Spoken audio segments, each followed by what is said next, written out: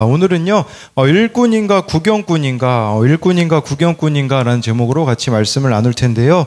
제목을 이렇게 잡은 것은요, 37절에 추수할 것은 많지만 일꾼이 적다고 하였는데요.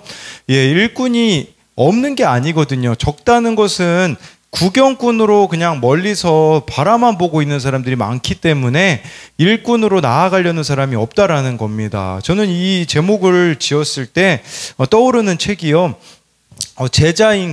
팬인가 제자인가 카일 아이들먼 목사님이 쓰신 그 책에 보면요, 예수님의 제자로 살아가는 사람이 있는가 하면 팬으로 살아가는 사람이 있다고 합니다. 예수님의 제자로 자처하는, 그 책에 이런 내용이 나오더라고요. 예수님의 제자로 자처하는 사람은 널려 있지만 예수님과의 관계를 진지하게 돌아보고 나서도 자신 있게 제자라고 말할 사람은 많지 않을 것이다. 그들이 제자가 아니라면 뭘까? 그들은 그냥 팬이다. 팬에 대한 가장 기본적인 사전적 정의는 누군가를 열정적으로 좋아하는 사람이다. 팬은 온몸에 페인트 칠하고 축구장에 가는 사람이다. 팬은 관람석에 앉아 팀을 열렬히 응원하는 사람이다. 팬은 선수가 사인한 운동 셔츠를 벽에 걸어두고 자동차 뒤 갖가지 범퍼 스티커를 붙인다. 하지만 정작 경기에는 나서지 않는다.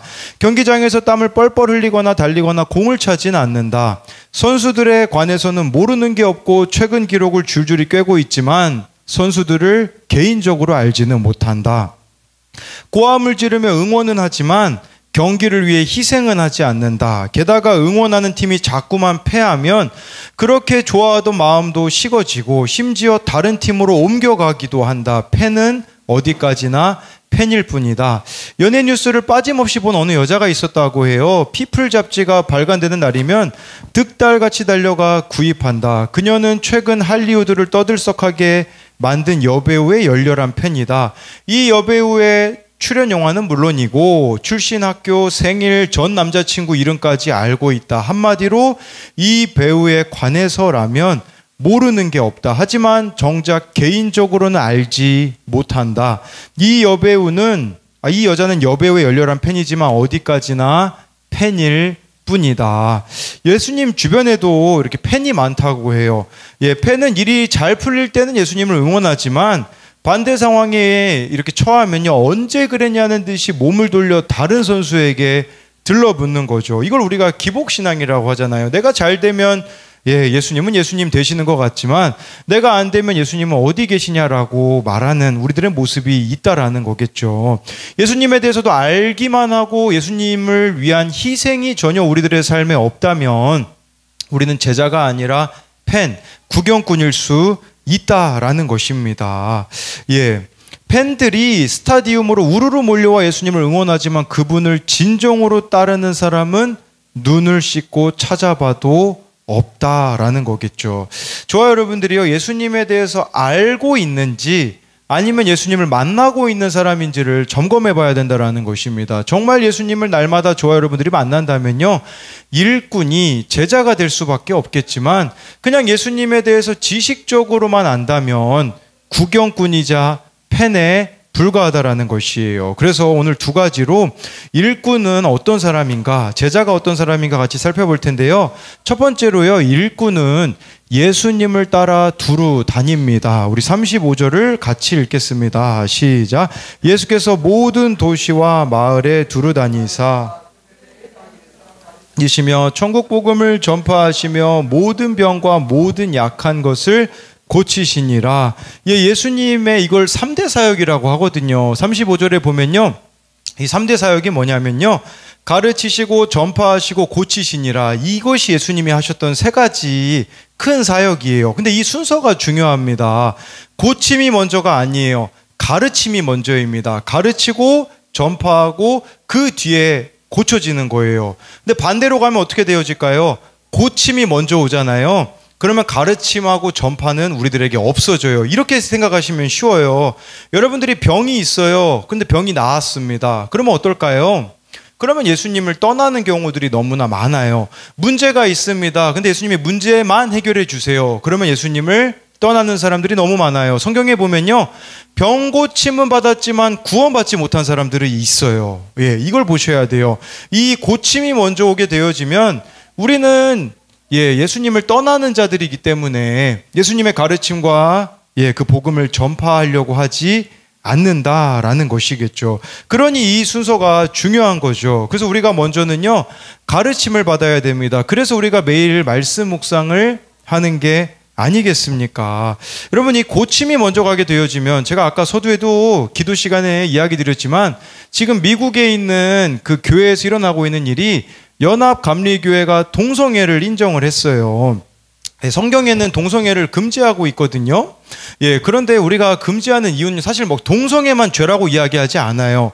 누구 수근수근하고 뒷담하는 것도 죄고요. 누군가를 미워하는 것도 죄거든요. 그런데 동성애를 이렇게 합법화하잖아요. 문제는 뭐냐면 도와줄 수가 없어요. 지금 미국에서 동성애자가 나 탈동성애 하고 싶다, 그래서 이렇게 나오고자 하면요, 법적으로 도움을 줄 수가 없기 때문에 우리가 반대를 하고 있는 거거든요. 근데 제가 영상을 봤는데요, 거기 한인교회였었어요. 20년 동안 한인교회를 이렇게 개척하시고서 하신 목사님인데, 갑자기 어느 분이 앞에 앉아 있어가지고 이 목사님이 하실 말씀 있냐고 그랬더니 자기가 1분만 이야기한다고 하더니요, 연합감리교회에서 파송된 사람이에요. 목사님인지 모르겠어요. 나오더니 앞에서 그런 이야기를 하더라고요. 이 교회는 동성애를 반대하는 교회이니 우리 연합감리교회는 동성애를 찬성하기로 했으니 담임 목사님을 사임시키고 다음 달에 새로운 목사님을 보내겠습니다. 이제 그렇게 그 자리에서 그렇게 이야기를 이렇게 하시더라고요. 왜 이게 문제가 되냐면요, 고침이 먼저 가기 때문이에요. 동성애자들에 대해서도요, 탈동성애 하신 분들이 있거든요. 이호나 목사님이라고 계세요. 근데 이분이 어떻게 탈동성애를 하게 되었냐? 창세기부터 요한계시록까지 성경 공부를 하기 시작하셨다고 하더라고요.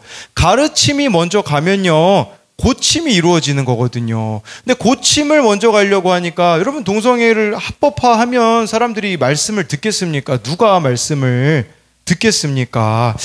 저와 여러분들이 정말 이 가르침을 먼저 받는다면요, 내가 그 안에서 회복이 되어지고 이제는 다른 사람들에게 전파하게 되어지고, 그렇게 되어짐으로써 나의 약한 것들이 고침을 받을 수 있다라는 것이에요. 이 고침을 받는다라는 것은 응답을 받는다라는 말일 수도 있지만, 여러분, 가장 큰 기도 응답이 뭘까요? 가장 큰 기도 응답은요, 내가 원하는 게 이루어지는 게 아닙니다. 가장 큰 기도 응답은 내가 바뀌는 거예요. 내가 문제를 대하는 태도가 달라지고, 내가 사람을 대하는 태도가 달라지는 거, 내가 다른 사람을 바라보는 시선과 마음이 달라지는 게 진짜 기도 응답이에요.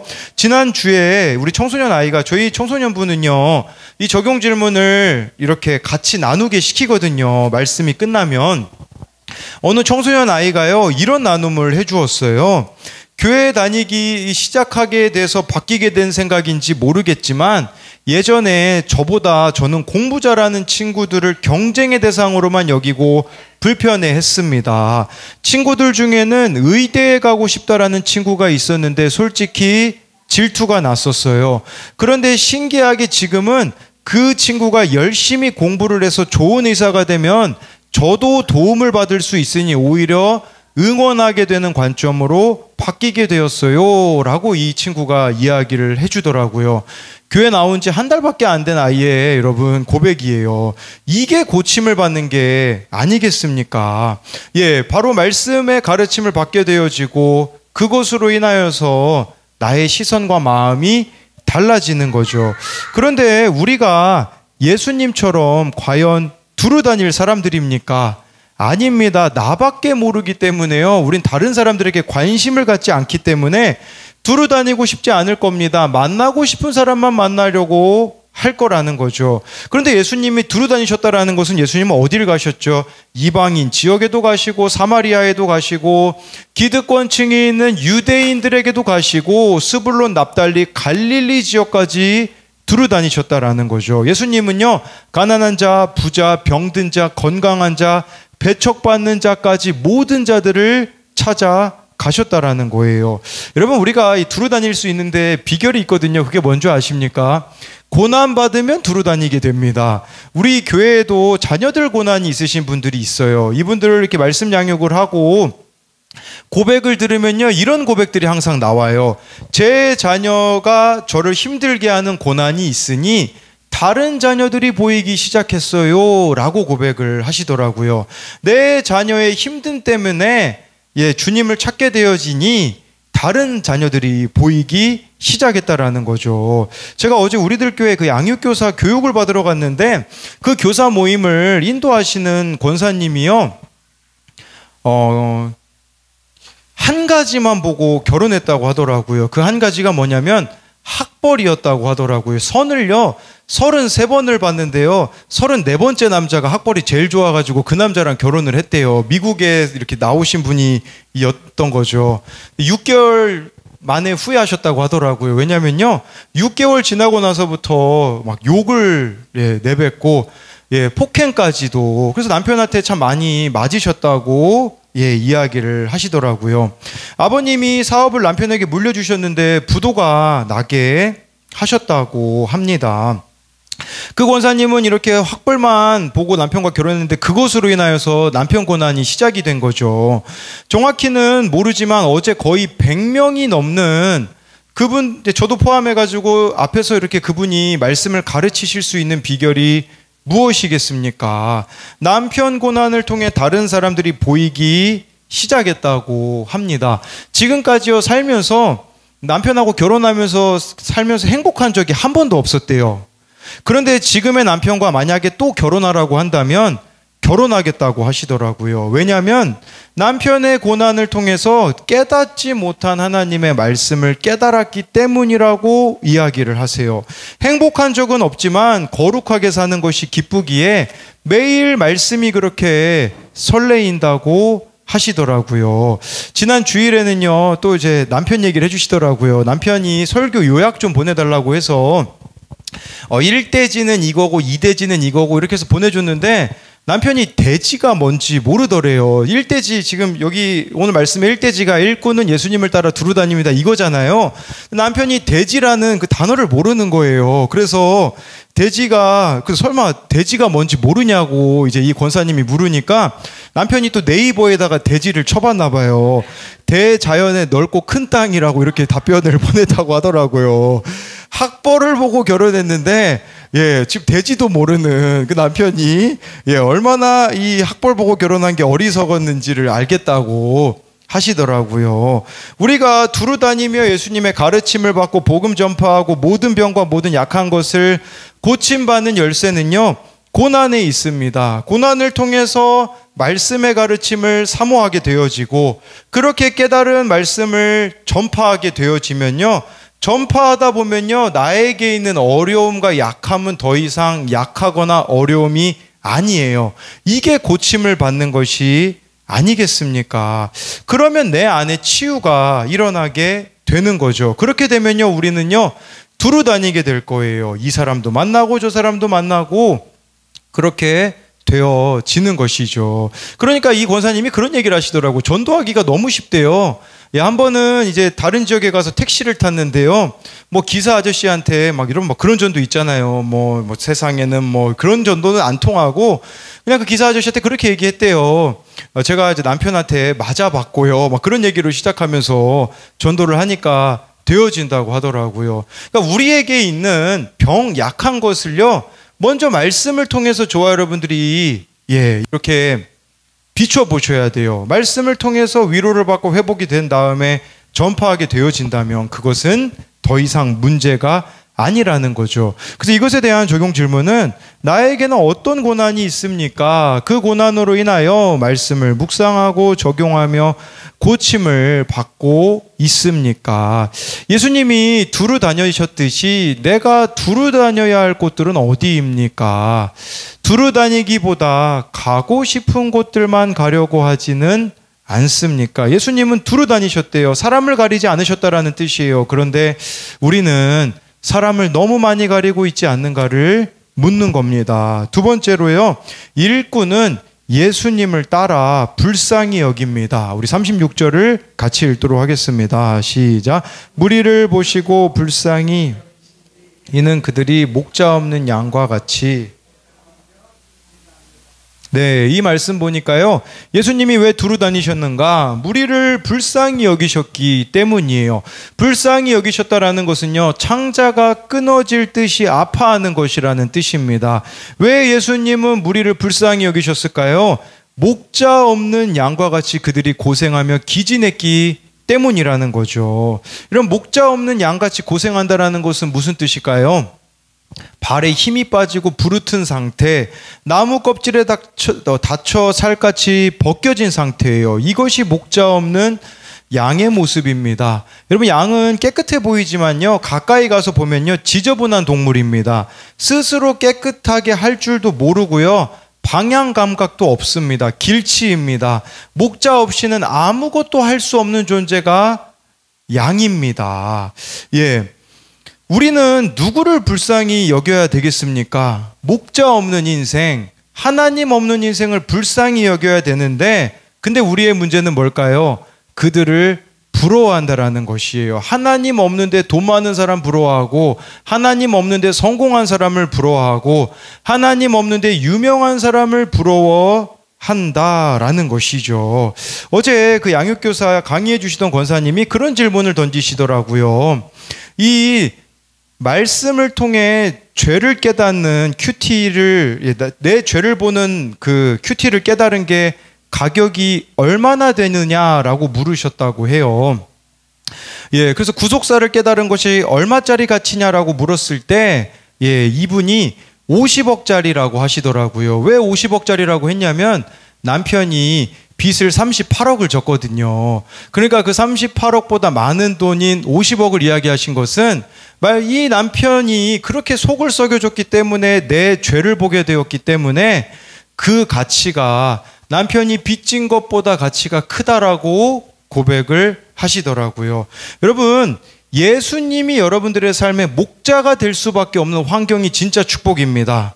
제가 어제 그 양육교사를 마치고 내려오는데 소리사모가 꼭 어떤 분을 갑자기 아는 척을 하더라고요. 엘리베이터를 같이 탄 분이거든요. 근데 그분이 누구냐면 아이를 7명을 낳아서 키우시는 분이에요. 지금 나이가 40대인데 7명을 낳아서 키우시는 분이 천안에서 사시는 분이더라고요. 그분하고 또 다른 분하고 이제 소리사모랑 저랑 이렇게 점심을 같이 먹는데요. 7명을 키우니까 힘들잖아요. 이제 남편도 일하고 본인도 일하고 계시는데 힘들지 않냐고, 학원 보내는 건 어떻게 보내냐고 소리사모가 물어보자, 학원을요, 그냥 뭐 한 3개월 정도, 정말 필요하면 3개월 정도만 보낸대요. 그러면 이제 스스로 할 수 있게 되어지니까, 그러면 그 아이를 보고 이제 네가 스스로 하고 또 안 될 때 학원을 보내고, 왜냐면 7명을 키우니까요. 지금 뭐 큰애가 16살인가요? 막내가 4살이라고 하더라고요. 그런데 그런 얘기를 하시더라고요. 이게 아이들에겐 오히려 유익하다라고 하시더라고요. 왜 유익하냐? 여러분, 자녀가 한두 명밖에 없어 봐요. 해주고 싶은 거 다 해줄걸요. 7명이 되니까 해줄 수 없는 게 있는 거죠. 그리고요, 저는 다른 것보다도 이분의 고백이 참 좋았어요. 그게 뭐냐면 자기가 할 수 없는 게 많기 때문에 예수님을 찾을 수밖에 없고 의지할 수밖에 없다고 하시더라고요. 7명을 어떻게 자기 돈으로 키우겠습니까? 못 키워요. 그러니까 늘 주님 앞에 부르짖을 수밖에 없는 거죠. 여러분, 우리도 이게 축복이에요. 주님이 나에게 목자가 되어주시지 않으면 나는 살아갈 수 없는 환경, 상황이 진짜 축복이라는 거죠. 그런데 우리는 주님이 목자가 되어주시지 않아도 충분히 잘 먹고 잘 살 수 있는 환경이라면 세상적으로 보기에는 축복인 것처럼 보이죠. 그러나 하나님 편에서는 축복이 아닐 수도 있다는 것을 우리가 알아야 한다라는 겁니다.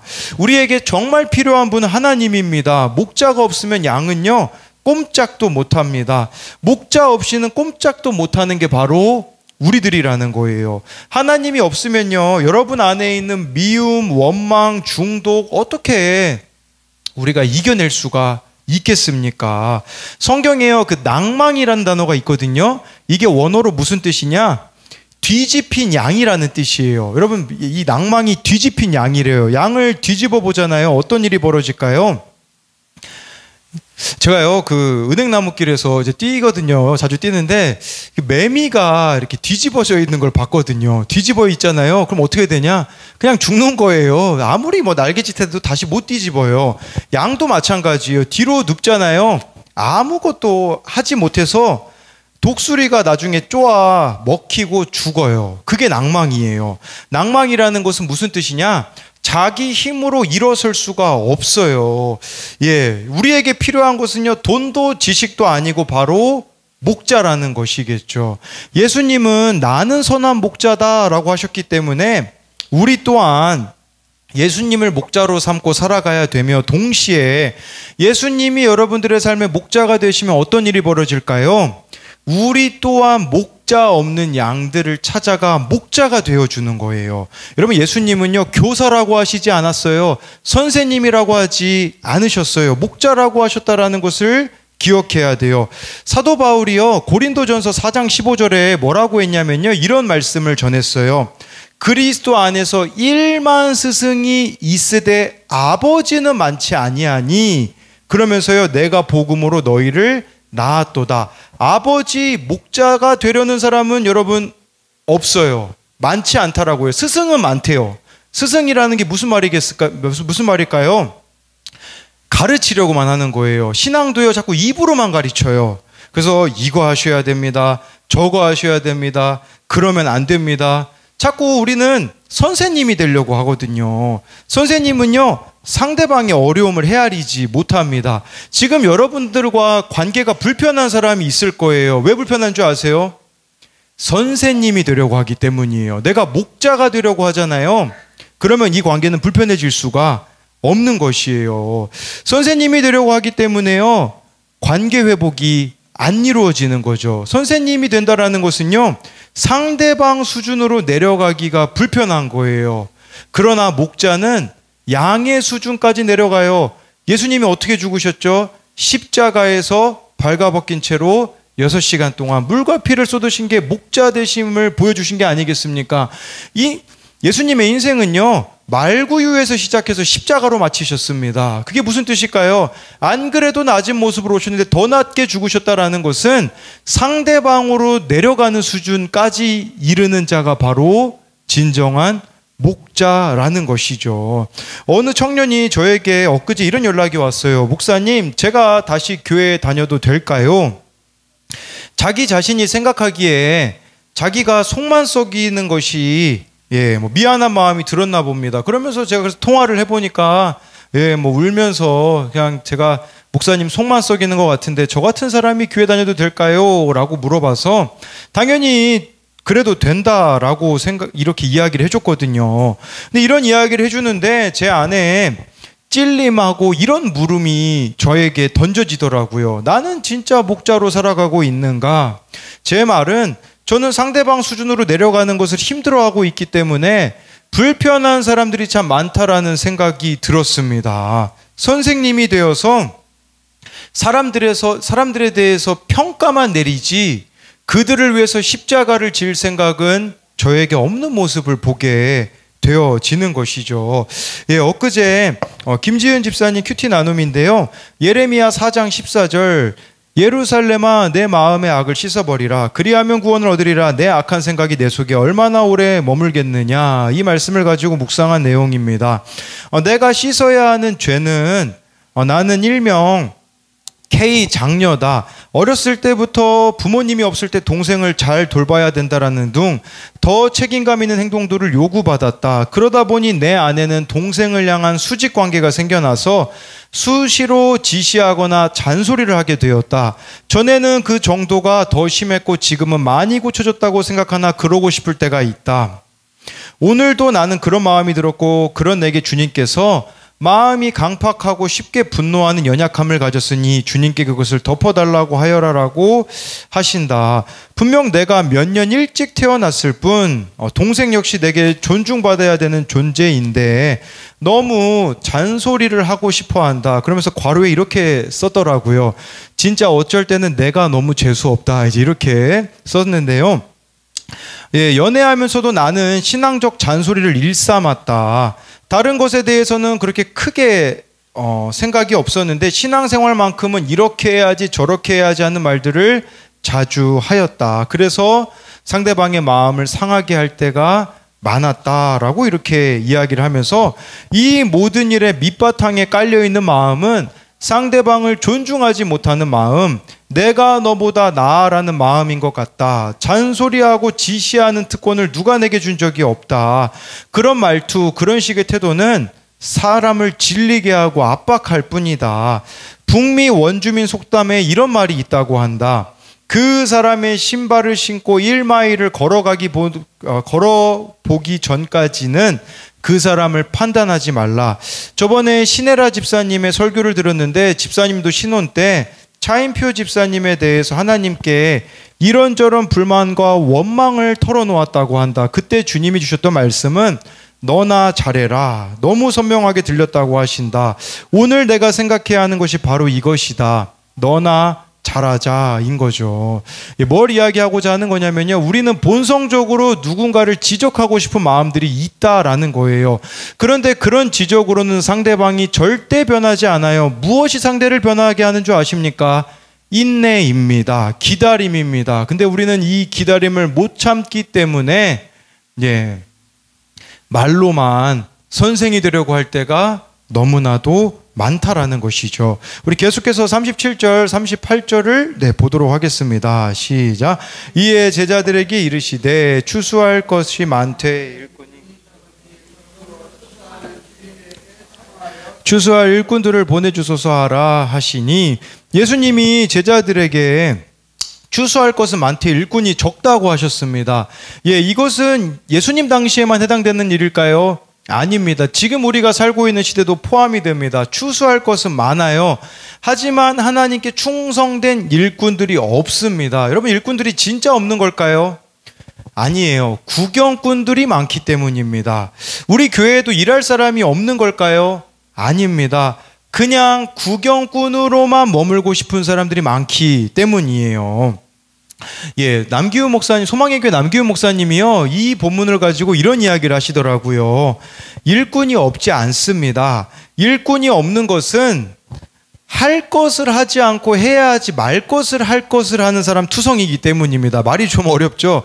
해야 할 것은 안 하고요, 안 해도 되는 것을 하는 게 많은 사람, 그 사람들이 바로 구경꾼이라는 뜻이에요. 안 해야 할 것을 안 하고 해야 할 것만 한다면 시간이 남아 돌아 많은 일을 할 수 있을 겁니다.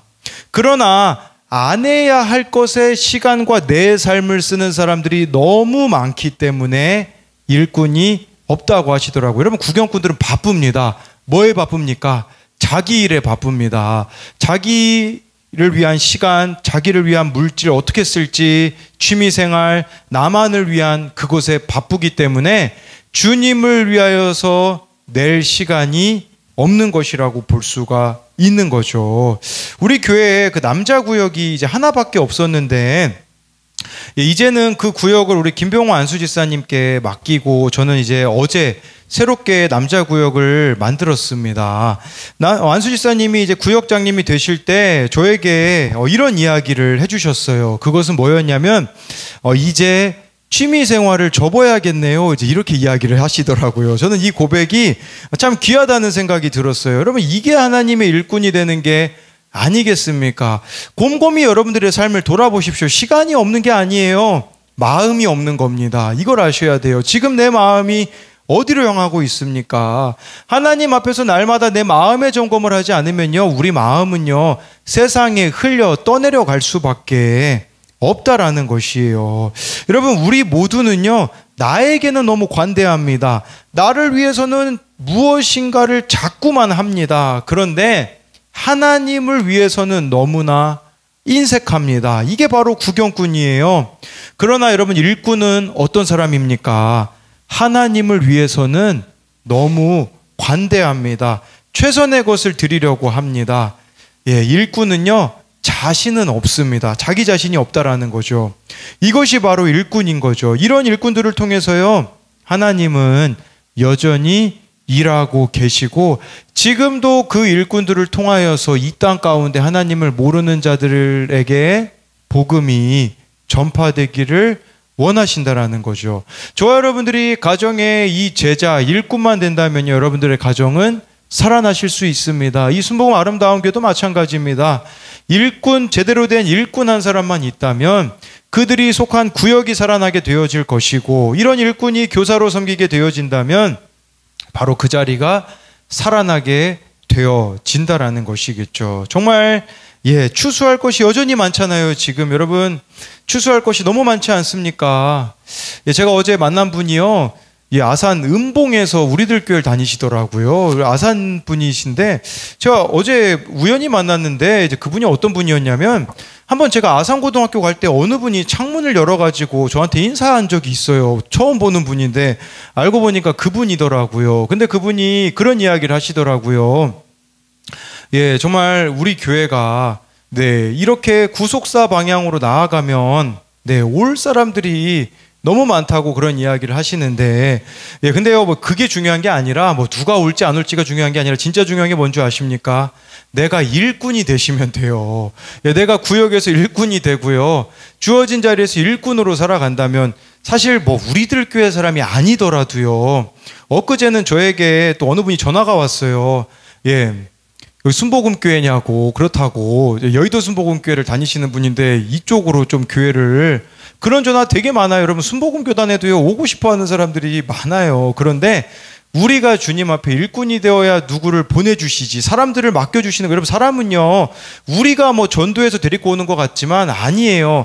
하나님이 보내주시는 거예요. 내가 일꾼으로 바로 서 있어야 보내주시는 거지, 내가 일꾼이 안 되려고 하는데, 구경꾼으로 있으려고 하는데 누가 하나님은 사람을 안 보내주시는 거예요. 그렇기 때문에 정말 저와 여러분들이 일꾼이 되셔서 정말 우리 교회 공동체를 통하여서 아산시의 잃어버린 영혼들을 주님께로 인도해내는 저와 여러분들이 되기를 소망합니다. 이것에 대한 적용 질문은요, 내 옆에 목자 없는 양같이 자기 힘으로 아무것도 못하는 가족과 지체가 있습니까? 그들에게 나는 목자가 되어주고 있습니까? 교사가 되어서 가르치려고만 하고 있습니까? 하나님의 일꾼이 되기 위해서 없애야 하는 나만의 것들은 무엇입니까? 여러분, 구경꾼들은 자기에게 관대했다고 했잖아요. 그러니까 나에게 대해서 내가 안 해야 되는 것들을 지금 그걸 버려야 되는 것이 무엇인지를 이 네 번째 적용 질문은 묻는 거라고 할 수 있습니다.